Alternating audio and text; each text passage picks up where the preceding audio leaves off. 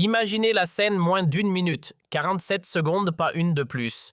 Et pourtant, dans ce laps de temps incroyablement court, tout l'échiquier politique français a basculé pour ne plus jamais redevenir comme avant.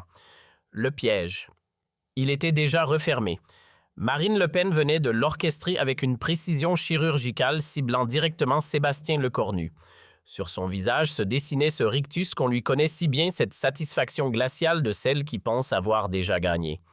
Dans sa tête, le scénario était écrit d'avance, le jeune chef du gouvernement 39 ans, à peine allait s'effondrer.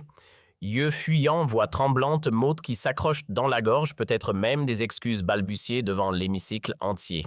Voilà ce qu'elle attendait. Sauf que ce qui s'est passé ensuite, personne, absolument personne, ne l'avait anticipé. Sébastien Lecornu s'est redressé, posément, et il a prononcé une phrase, une seule. Une phrase qui a figé l'Assemblée nationale dans un silence si épais qu'on aurait pu en couper des tranches. Mes amis, ne vous y trompez pas, ce qui s'est joué là, ce n'était pas un de ces accrochages parlementaires qu'on voit défiler chaque jour aux infos. Ce n'était pas non plus une de ces passes d'armes ordinaires dont le Palais Bourbon a l'habitude semaine après semaine. Non, c'était bien plus que ça. C'était l'instant précis où un nouveau visage a osé regarder l'ordre ancien droit dans les yeux et lui dire « stop ». C'était le moment où il est devenu évident pour tout le monde que le règne sans partage du Rassemblement national sur le Parlement français venait de prendre fin. Nous sommes le 15 janvier 2026, le décor, l'Assemblée nationale en plein cœur de Paris, et ce jour-là, dans la tête de Marine Le Pen, celle que plus personne n'osait contester à la tête du Rassemblement national, le scénario était déjà écrit, encore une démonstration de force. Encore un de ces moments où elle allait écraser l'hémicycle de toute son autorité comme elle l'avait fait tant de fois auparavant. Parce qu'il faut comprendre une chose, mes amis, depuis ce séisme électoral de juin 2022, depuis ces législatives qui avaient redessiné la carte politique du pays, 3 années entières s'étaient écoulées. 3 ans pendant lesquels, pierre après pierre, avec une patience presque effrayante, la chef du RN avait bâti quelque chose d'inédit, une forteresse. Un pouvoir d'opposition tellement massif qu'il était devenu impossible de gouverner sans en tenir compte. Et le résultat, il était sous nos yeux depuis des mois. Pas une réforme majeure, pas une décision politique d'envergure ne pouvait avancer sans qu'elle ait d'une manière ou d'une autre donné son feu vert, qu'il soit silencieux ou affiché au grand jour. Les premiers ministres se succédaient à Matignon et tous sans exception devaient passer par la même case. Avancer sur la pointe des pieds, multiplier les négociations interminables, et parfois c'est là que ça devient cruel, accepter de se courber publiquement devant elle, juste pour arracher un soutien ou au pire obtenir qu'elle veuille bien rester neutre. Voilà ce qu'était devenue la politique française, voilà le décor planté ce 15 janvier 2026. Remontons un peu le temps. 7 jours avant ce vote de confiance qui allait tout faire basculer. La nuit était déjà bien avancée quand, dans le QG du parti niché au cœur du 8e arrondissement parisien, une réunion qui n'aurait jamais dû s'ébruiter se tenait à huis clos. Imaginez l'ambiance Marine Le Pen installée dans le grand fauteuil de son bureau personnel, ce bureau dont les murs racontent à eux seuls toute son histoire politique, chaque photo, chaque cliché jauni, étant le souvenir d'une bataille livrée, d'un meeting marquant d'une victoire ou d'une défaite. Autour d'elle, le premier cercle. Les hommes et les femmes en qui elle a confiance, les stratèges qui l'accompagnent depuis des années, ceux qui chuchotent à son oreille avant chaque grande décision. Et il y avait là présent à cette table le jeune président du Rassemblement national lui-même, visage devenu en quelques années le symbole de la nouvelle génération du mouvement. À ses côtés, plusieurs autres cerveaux du parti, ces figures dont le grand public ignore souvent jusqu'au nom, mais qui pèsent dans chaque arbitrage. Tous penchés sur la même table. Tous concentrés sur la même question. Et la scène, croyez-moi, n'avait rien d'une simple réunion politique. C'était quelque chose de bien plus solennel. On disséquait la situation point par point avec cette froideur méthodique qu'on imagine plutôt dans un état-major militaire à la veille d'une offensive décisive. Voilà l'état d'esprit dans lequel il préparait le piège. Et c'est à ce moment-là que la chef du Rassemblement national prend la parole. Devant elle, étalés sur la grande table de réunion, les derniers sondages fraîchement sortis, encore tièdes pourrait-on dire. Elle les fixe attentivement, lit, relit et lâche cette phrase qui en dit long sur son état d'esprit. Ce nouveau Premier ministre, il est en train de devenir un sérieux problème. Voilà, le mot est lâché. Pas un adversaire, pas un rival, un problème. Et croyez-moi, mes amis, dans la bouche de cette femme, ce mot-là pèse son poids. Elle continue, et là, c'est presque comme si elle pensait à voix haute. Pour quelqu'un qui débute à peine en politique, il a beaucoup trop d'assurance, beaucoup trop. Elle marque une pause. Et regardez la presse, les médias l'épargnent, voire le défendent. Ce n'est pas normal. Son doigt glisse sur les chiffres des sondages. Et c'est là que l'inquiétude transparaît vraiment dans sa voix. Parce que ce que ces chiffres lui racontent, ce n'est pas juste une cote de popularité qui grimpe. Non. Ce que ces chiffres lui disent, c'est que les Français, ces Français qu'elle prétend incarner depuis des années, sont en train de s'attacher à ce nouveau venu. Et ça, pour elle, c'est insupportable. Il faut agir, et il faut agir vite. Il doit comprendre dès maintenant qui décide réellement dans ce pays, qui tient véritablement le pouvoir. Voilà la mission qu'elle vient de fixer. Voilà l'objectif lancé à toute son équipe. Le plan ficelé cette nuit-là tenait sur une idée simple mais d'une efficacité redoutable. Le moment choisi, le vote de confiance sur le budget 2026, l'objectif envoyait un message public et sans ambiguïté au nouveau Premier ministre. Tu n'es qu'un débutant, et voilà ta vraie place. Pour y parvenir, la chef du RN comptait dégainer toutes ses armes. Ses années d'expérience à l'Assemblée, son carnet d'adresses internationales tissé pendant des décennies, sa stature politique construite brique par brique au fil d'une vie, tout cela dirigé contre un seul homme, 39 ans à peine fraîchement sorti de la défense, où il avait surtout signé des contrats d'armement et serré des mains du côté de l'OTAN. Et le but final glaçant, l'humilier, publiquement, méthodiquement, sans pitié, devant toutes les caméras nationales, pour graver dans la tête de tout Paris une vérité qu'elle voulait définitive, aucun gouvernement ne tient dans ce pays sans l'aval du Rassemblement national.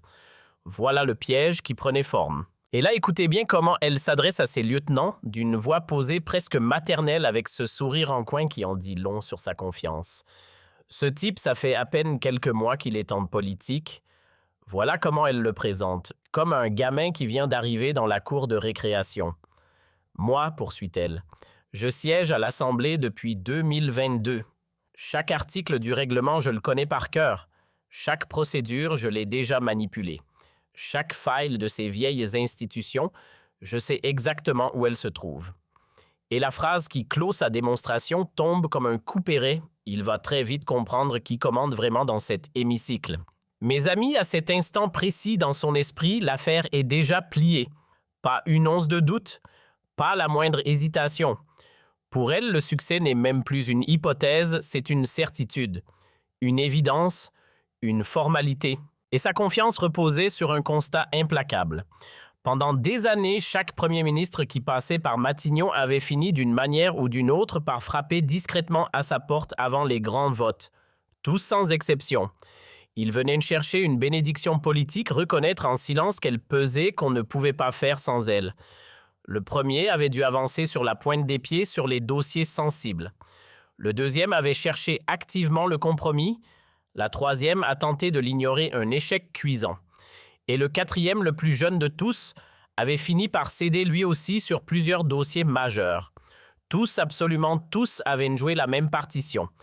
Une partition non écrite, mais que tout Paris connaissait par cœur parce que c'était elle et son parti qui en avaient fixé les règles au fil des années. Sauf qu'à ce moment-là, la chef du RN venait de commettre une erreur. Pas une petite erreur tactique, non, une véritable erreur de calcul stratégique, une faute d'appréciation monumentale qui allait lui coûter politiquement très cher. Elle n'avait pas compris, pas un seul instant, que ce nouveau Premier ministre n'avait rien à voir avec ses prédécesseurs. Depuis sa nomination surprise en septembre, le nouveau chef du gouvernement n'avait pas perdu son temps.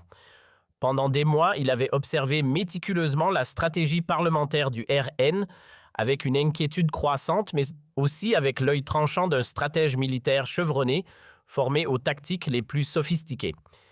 Il avait vu avec une clarté presque dérangeante comment la chef du RN imposait systématiquement ses conditions aux autres groupes, comment elle utilisait son expérience et son poids pour étouffer méthodiquement les initiatives des autres leaders, comment elle traitait l'hémicycle comme son domaine réservé, son terrain de jeu personnel où elle imposait ses propres règles. Et cet homme réputé, calme, profondément réfléchi, formé aux stratégies de défense les plus complexes, avait pris une décision. Il était grand temps de changer les règles du jeu politique français. Mais ce que je vais vous raconter maintenant, mes amis, personne ne le savait. Personne, pas même les collaborateurs les plus proches du président là-haut à l'Élysée.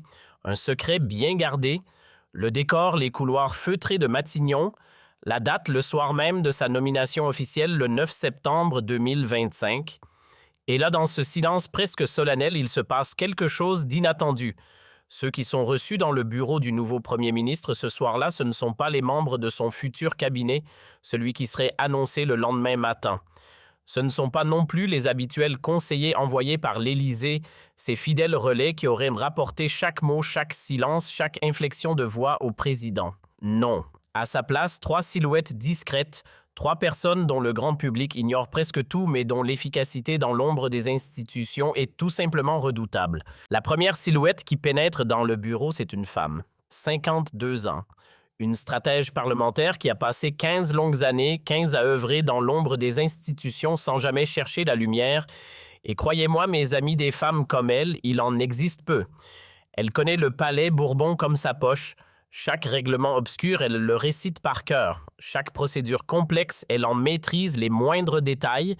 Et surtout, chaque faille potentielle de cette vieille machine parlementaire, elle sait précisément où elle se cache. Ce soir-là, elle ouvre un dossier épais soigneusement préparé, le pose devant le nouveau chef du gouvernement et lance cette phrase qui va tout changer. Monsieur le Premier ministre, la chef du RN a une pointe faible majeure. Et le plus beau, c'est qu'elle ne s'en doute même pas. Elle est persuadée que le nombre de députés, l'expérience des débats, la force brute suffisent pour dominer durablement. Mais ce qu'elle oublie, c'est que les règles institutionnelles peuvent être retournées intelligemment contre ceux qui pensent le mieux les maîtriser. La deuxième silhouette, c'est un homme, 45 ans. Un ancien journaliste politique de très haut niveau reconverti dans le conseil en communication de crise. Et son passé, mes amis, c'est précisément ce qui le rend redoutable. Pendant 10 ans, il a suivi de l'intérieur, jour après jour, la montée du parti d'extrême droite, d'abord sous son ancien nom, puis sous le nouveau, pour l'un des plus grands quotidiens nationaux. 10 ans à observer, à analyser, à décortiquer la mécanique. Et ce soir-là, son ton est grave, très grave. « Monsieur le Premier ministre », prévient-il, « elle va tenter de vous humilier publiquement et ce dès le premier grand débat. » C'est sa méthode avec les nouveaux venus, toujours la même. Elle vous construit devant les caméras un piège rhétorique savamment ficelé. Elle vous pousse à réagir avec vos émotions. Et une fois que vous avez réagi une seule fois, suffit, elle utilise cette réaction contre vous pendant des semaines, parfois des mois. Et le troisième invité, c'était un homme de 67 ans, universitaire, reconnu spécialiste de la 5e République. Cette nuit-là, ces 4-là n'ont pas dormi. Ils ont travaillé d'une traite jusqu'à l'aube, 6 heures du matin. C'est là que la stratège parlementaire pose une idée audacieuse sur la table. Le premier ministre sourit. C'est risqué. Si ça échoue, ma carrière est finie. Le conseiller en communication enchaîne. Et si ça réussit? Réponse.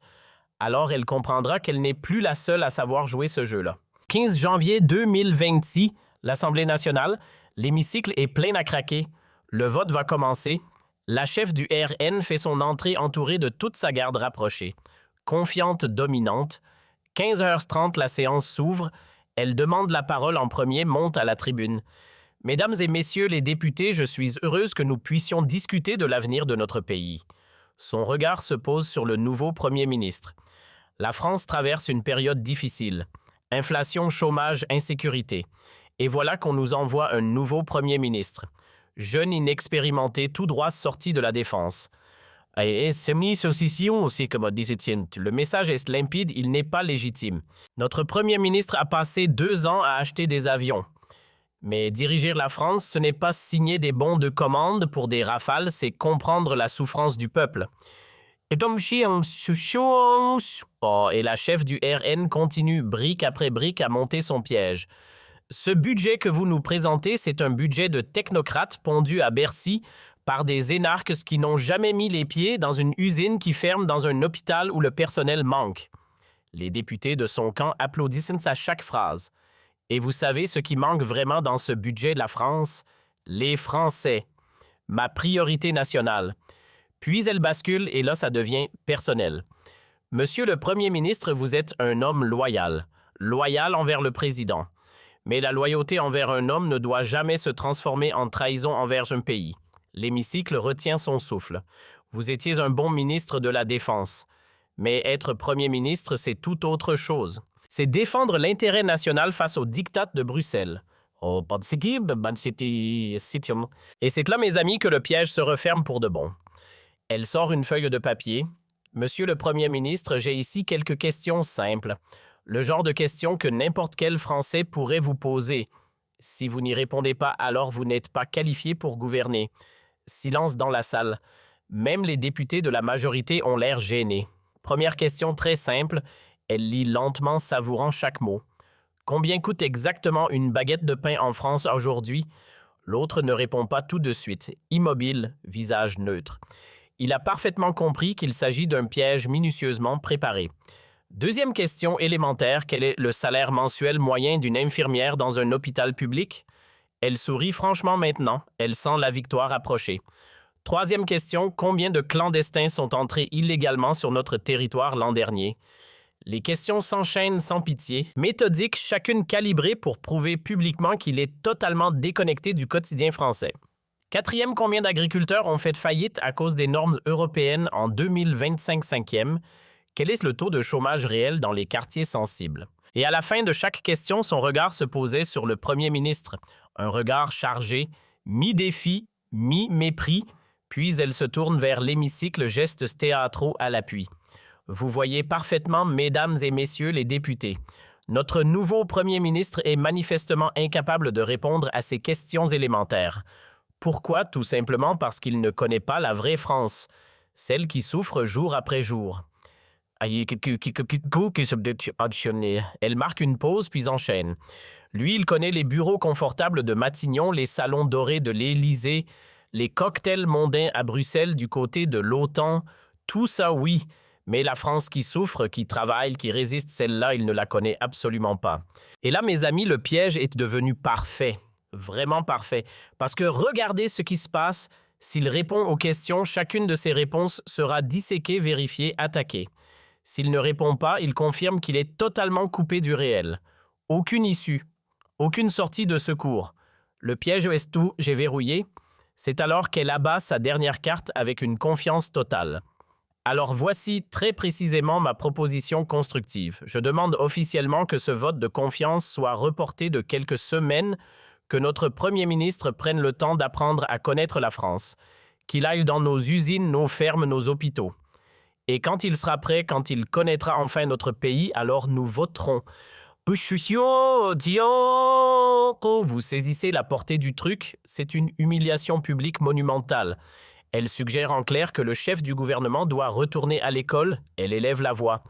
Et s'il refuse cette proposition pourtant raisonnable, alors nous voterons contre son budget. Et nous expliquerons aux Français pourquoi nous avons refusé de soutenir un gouvernement mené par quelqu'un qui ne les comprend pas. Puis elle regagne sa place, sourire éclatant aux lèvres. Tout s'est déroulé exactement comme prévu. Elle attendait la réaction classique, celle qu'elle avait vue 100 fois. Des excuses embarrassées, quelques promesses de dialogue, le ton de celui qui demande grâce. Mais cette fois, et c'est là, mes amis, que toute l'histoire bascule, cette fois, c'était radicalement différent. Le Premier ministre se lève lentement, presque au ralenti. Pas une once de nervosité, pas un trait de visage qui trahit la moindre panique. Au contraire, il a l'air d'un homme qui attendait cet instant précis depuis très très longtemps. Il commence voix posée, mais étrangement ferme. « Madame, merci pour cette présentation intéressante. » Et dans le ton, il y a quelque chose, un truc, une note, qui fait qu'instinctivement en face, elle serait dit. Il s'approche du micro, plante son regard dans le sien. « Madame, merci de me rappeler votre longue carrière politique. C'est exact, vous siégez à l'Assemblée depuis 7 ans. La salle est perplexe. Où veut-il en venir? Mais permettez-moi de vous rappeler quelques faits. En 7 ans, combien de lois avez-vous fait adopter? Je vais vous le dire. 3. 3 petites lois mineures. 7 ans, 3 lois. Le chiffre tombe comme un couperet. Et combien de vos amendements ont été adoptés comparés aux miens? 267 déposés. Les miens adoptés à 60%. Elle tente de l'interrompre? Trop tard. Vous parlez d'expérience, mais l'expérience se mesure en résultats. Et vos résultats sont décevants. Sur les bancs, les députés commencent à s'agiter. Vous avez été élu dans votre département. Combien de fois y êtes-vous allé l'an dernier? 12 fois, une fois par mois. Félicitations. Le sarcasme cingle. Vous me demandez le prix d'une baguette? Très bien. Permettez-moi à mon tour, quand avez-vous acheté une baguette pour la dernière fois? Quand êtes-vous entré dans une boulangerie sans caméra braquée sur vous? Elle blêmit. Vous me parlez de déconnexion, vous vivez dans 200 mètres carrés dans le 16e. Vous voyagez en première classe. Vous dînez dans les meilleurs restaurants. Et c'est à moi que vous parlez de déconnexion. Chaque phrase est un coup direct. Regardons votre agenda 2025. Combien de départements avez-vous visité? 23 sur 100. Moi, 167 départements en 2 ans. La comparaison est dévastatrice. Vous parlez des agriculteurs. Combien de temps avez-vous passé dans une exploitation en 2025? 0 jours. Moi, 12 jours dans différentes fermes. Vous évoquez les infirmières. Savez-vous que votre propre parti a voté contre la revalorisation de leur salaire en 2024? Sur les bancs du RN, les applaudissements ont cessé. Net. Et maintenant, parlons de votre proposition. Vous voulez que je prenne quelques semaines pour aller à l'école? Voici ma réponse. Non. Le mot tombe lourd, sonore. Non, parce que pendant que vous jouez à vos petits jeux, il y a des Français qui attendent des solutions. Des hôpitaux à court de personnel. Des écoles qui tombent en ruine. Non, parce que je ne suis pas ici pour faire du spectacle. Je suis ici pour gouverner. Le contraste, mes amis, est saisissant. Ce budget, c'est des mois de travail, des centaines d'heures de consultation. Et vous savez ce qu'il contient, ce budget? Des augmentations pour les infirmières, des aides pour les agriculteurs, des investissements dans la sécurité. Chaque mot démolit point par point le récit qu'elle vient de construire. Mais vous n'en avez pas dit un mot. Pourquoi? Parce que reconnaître que ce gouvernement fait des choses positives, ça ne rentre pas dans votre narratif. Alors vous mentez. L'accusation est lourde, très lourde. Alors voici ce qui va se passer. Ce vote, il aura lieu. Pas dans 3 semaines, aujourd'hui. Maintenant. La détermination est totale. Vous allez voter. Si vous estimez que ce budget est mauvais, votez contre, assumez. Le défi est lancé, frontal. Mais si vous votez contre juste pour semer le chaos, alors les Français comprendront qui vous êtes vraiment. L'avertissement est limpide. Ils sauront que vous n'êtes pas une opposante constructive. Vous êtes une opposante systématique. Vous détruisez. Vous ne construisez jamais rien. Et là, la critique va beaucoup plus profond, au cœur du sujet. Vous savez ce qui nous différencie, vous et moi? Vous utilisez la souffrance des Français pour récolter des voix. Moi, je veux y mettre fin parce que je l'ai vécu. La distinction est claire et dévastatrice. Je suis né dans une ville de province. Mon père travaillait à l'usine dans l'automobile, ma mère était infirmière dans un hôpital public. J'ai grandi dans 60 mètres carrés. J'ai fait mes études grâce aux bourses de la République. Son histoire, mes amis, est authentique et touchante. Je ne suis pas né dans une famille politique. Je n'ai pas hérité d'un siège de député. Je n'ai pas grandi dans les salons dorés des beaux quartiers de la capitale. Ma carrière, je l'ai construite par le travail, pas par un nom de famille. Le contraste avec le clan d'en face est cinglant, brut. Et c'est à cet instant précis, mes amis, qu'arrive la phrase historique. Celle qui allait à elle seule tout faire basculer. Le premier ministre s'arrête net, inspire profondément, plante son regard sans ciller dans celui de la chef du RN, un seul battement de paupières. Et puis lentement, posément, il prononce ces mots qui vont littéralement paralyser l'Assemblée tout entière. « Madame, cela fait 30 ans que vous promettez solennellement de sauver la France. Mais la seule chose que vous ayez vraiment sauvée, c'est votre propre carrière politique, construite sur le dos de la peur et du mensonge. Le silence qui suit ces mots, mes amis, est absolu, assourdissant. On aurait pu entendre une épingle tomber sur le parquet. En face, elle est figée, comme une statue de marbre, son visage un masque. Mais dans ses yeux, et c'est là que tous voient, on lit clairement le choc. Et la défaite, une défaite cuisante. Sur les bancs du RN, c'est la sidération totale. Personne ne sait comment réagir. Mais lui ne lâche pas. Il continue, sans pitié. Quand allez-vous enfin décider d'être véritablement utile à la France plutôt que de l'utiliser cyniquement pour vos ambitions personnelles? La question reste suspendue dans l'air, comme une sentence de tribunal. Et là, pour la première fois de sa longue carrière, elle est sans voix. Elle ne sait pas quoi répondre. Le président de séance tente de reprendre la main. Monsieur le Premier ministre, réponse immédiate. J'ai terminé. Je demande le vote. Maintenant. Coup de maître tactique. Le règlement le permet. Article 49, alinéa 1 de la Constitution. Je l'invoque formellement. Et dans les tribunes, la stratège qui avait tout préparé sourit largement. Exactement la stratégie qu'ils avaient ficelée cette fameuse nuit. Le vote dure 3 minutes. 3 minutes interminables. Et puis les résultats s'affichent sur l'écran. Pour contre, mais ce qui frappe vraiment, ce qui devient l'événement dans l'événement, c'est ce chiffre 50 députés du RN se sont abstenus. Publiquement. 50. Pour la toute première fois dans l'histoire du parti, ils n'ont pas suivi leur chef les yeux fermés. En face, elle fixe l'écran. Incrédule. Ce qui se déroule sous ses yeux, mes amis, ce n'est pas qu'une défaite politique. C'est une humiliation personnelle profonde. Et surtout, c'est la toute première fissure visible dans cette emprise absolue qu'elle exerçait sur son parti depuis tant d'années. Lui, il se lève, calmement, remercie l'Assemblée d'un simple signe de tête et il s'en va.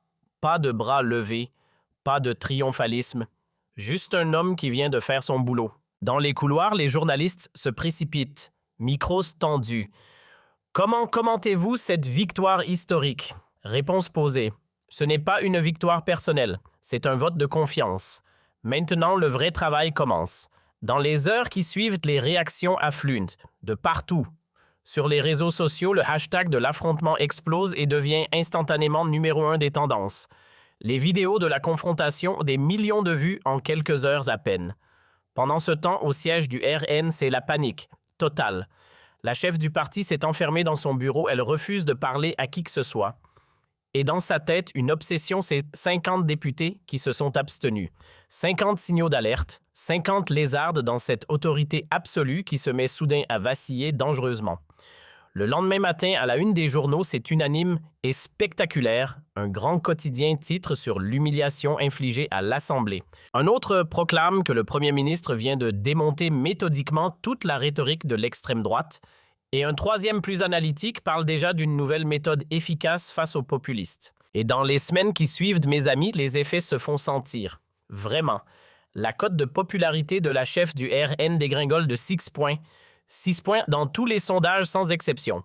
Sa crédibilité de leader intouchable profondément ébranlée. À l'inverse, le premier ministre lui gagne une autorité considérable. Ses propres ministres le regardent autrement désormais. Ses adversaires politiques le respectent beaucoup plus, mais l'effet le plus puissant, le plus durable, il est ailleurs. Pendant des années, vraiment des années, les partis traditionnels avaient eu peur. Peur d'affronter le RN frontalement, peur des conséquences électorales.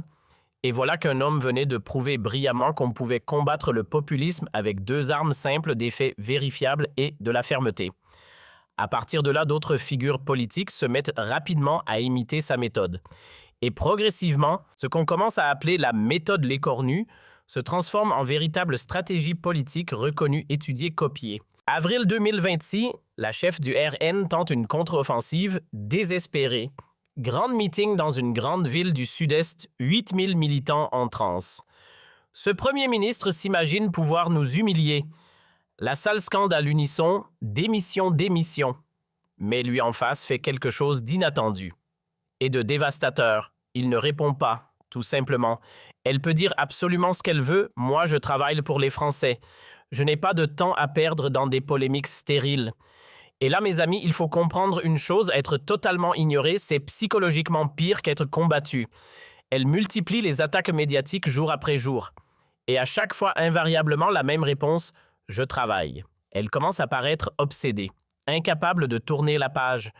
En juin 2026, un sondage tombe et il est révélateur, 62% des Français approuvent massivement la méthode du Premier ministre. Mais surtout, et c'est ça le séisme, 34% des propres électeurs du RN estiment que leur parti devrait devenir beaucoup plus constructif. Tremblement de terre politique. Septembre 2026, et là, mes amis, un tournant que personne n'avait vu venir.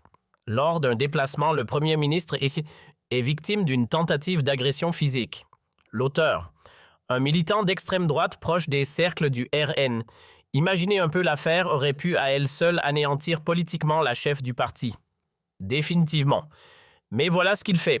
Lors d'une allocution solennelle à la nation, il prononce ces mots « Je refuse catégoriquement de faire peser cette responsabilité sur l'ensemble du Rassemblement national. La violence politique est totalement inacceptable. Mais accuser injustement tout un parti pour l'acte criminel d'un individu isolé serait moralement tout aussi grave. » Le pays tout entier est sidéré par cette grandeur d'âme. Et la chef du RN, elle est obligée de reconnaître publiquement « Je remercie sincèrement le Premier ministre pour sa justice et son équité. » Pour la toute première fois, mes amis, elle parle de lui sans la moindre agressivité. Octobre 2026, et là l'impensable se produit, l'absolument impensable. La chef du RN vote pour un amendement proposé par le gouvernement. Symboliquement, c'est énorme, vraiment énorme. Elle vient enfin de comprendre après des mois que sa stratégie d'opposition systématique ne fonctionne plus du tout. Novembre 2026, cérémonie solennelle du 11 novembre sous l'Arc de Triomphe. Devant toutes les caméras du pays, ils se serrent la main. « Vous avez gagné cette manche », souffle-t-elle à voix basse. Sa réponse « Ce n'est pas un jeu politique, madame, c'est la France, et c'est son avenir. » Et elle, après un silence, « Je le sais parfaitement, c'est précisément pour ça que vous avez gagné. » L'échange a duré quelques secondes à peine, mais il marque symboliquement la fin définitive d'une époque tout entière. Et nous voilà aujourd'hui, mes amis, très exactement un an après ces fameuses 47 secondes qui ont fait basculer la France. Et la politique française, elle n'est plus la même, plus du tout.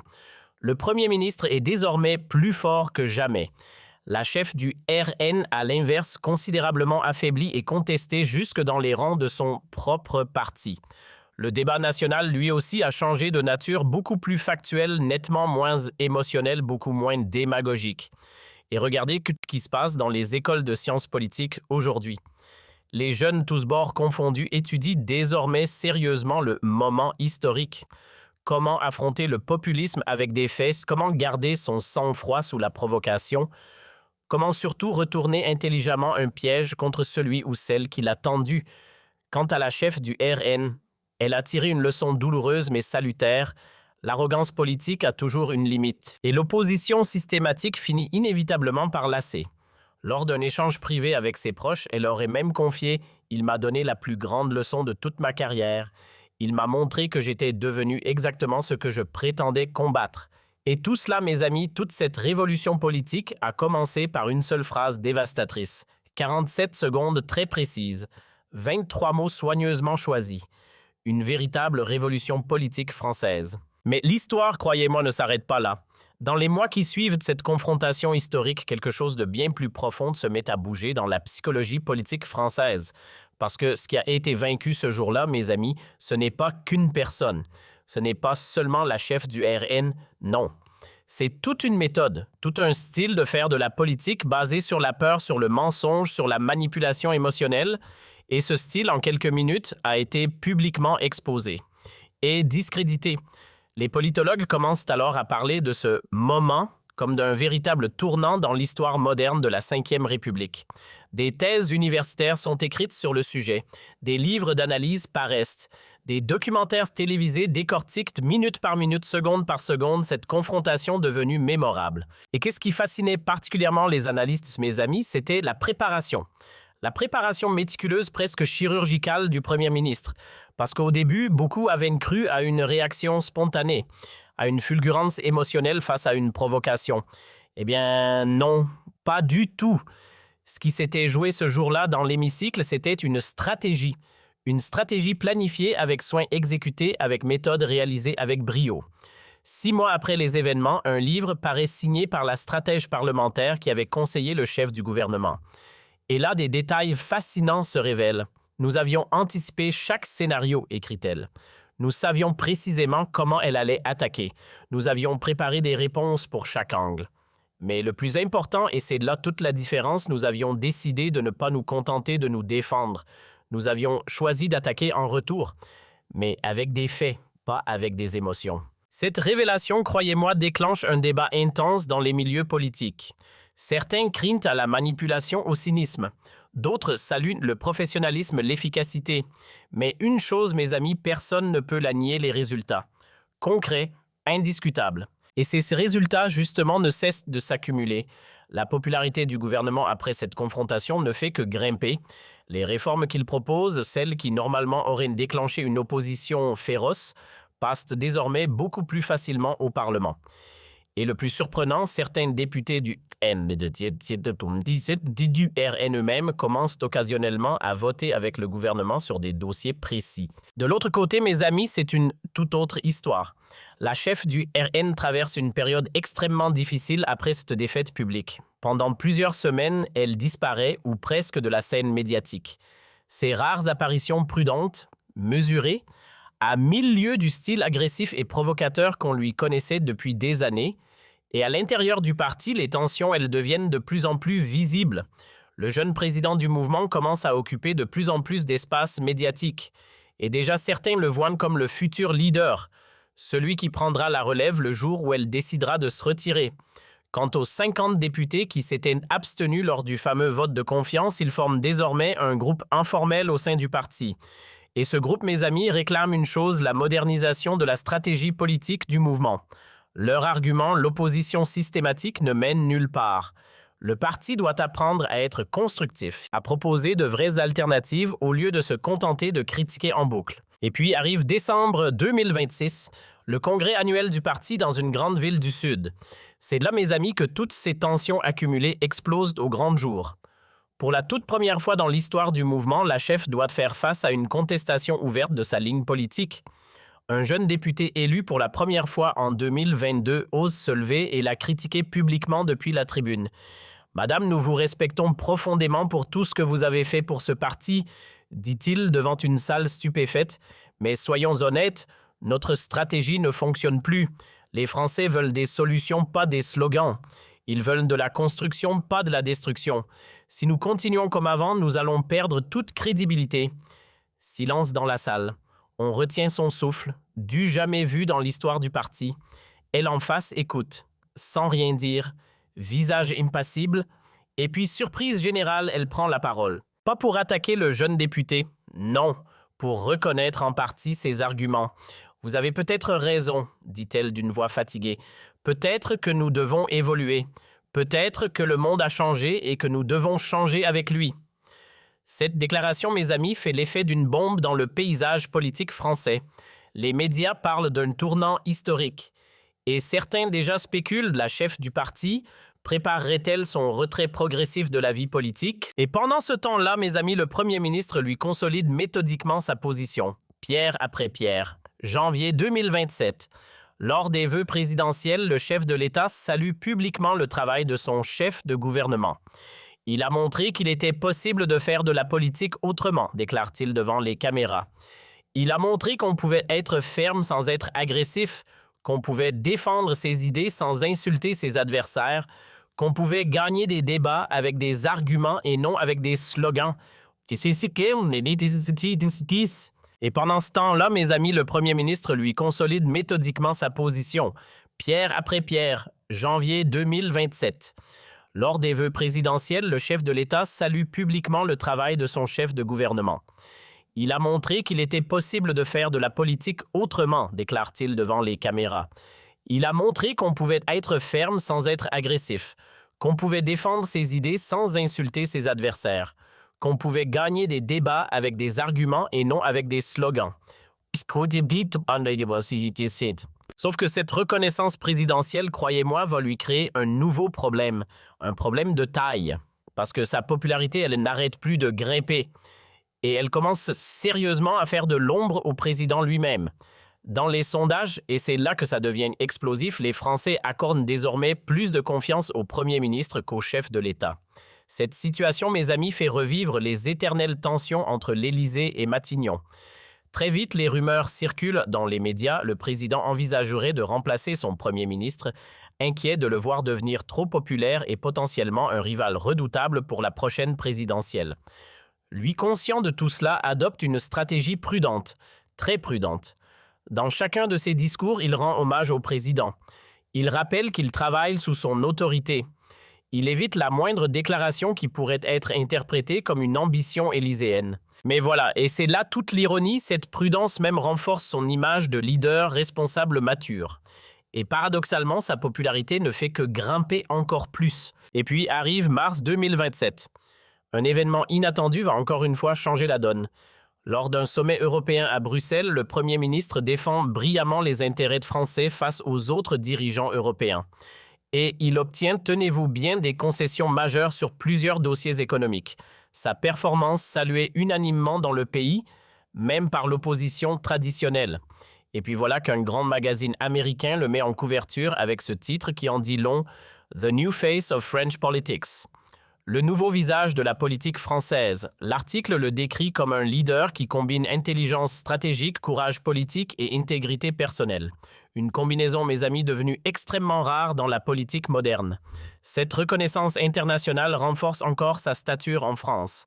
Et les sondages de popularité, ils atteignent des niveaux rarement vus pour un Premier ministre, 67% d'opinion favorable. Mieux encore même, chez les électeurs de droite et d'extrême droite, sa cote reste remarquablement élevée. Et de l'autre côté, mes amis, la chef du RN observe cette ascension.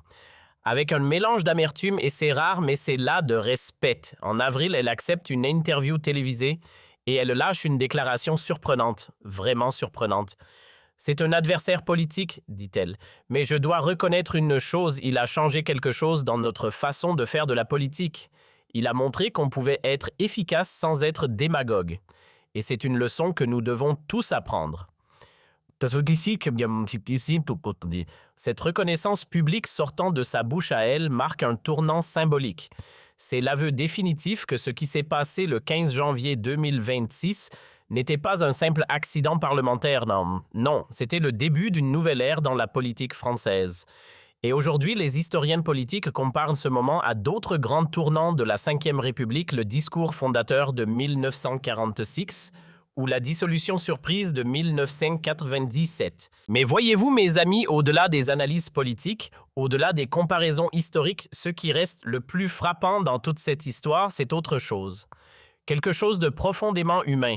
Un homme de 39 ans, issu d'un milieu modeste, qui refuse tout simplement de se laisser intimider par une figure politique installée depuis des décennies. Un homme qui choisit de dire la vérité calmement mais fermement au risque que tout cela détruise sa propre carrière.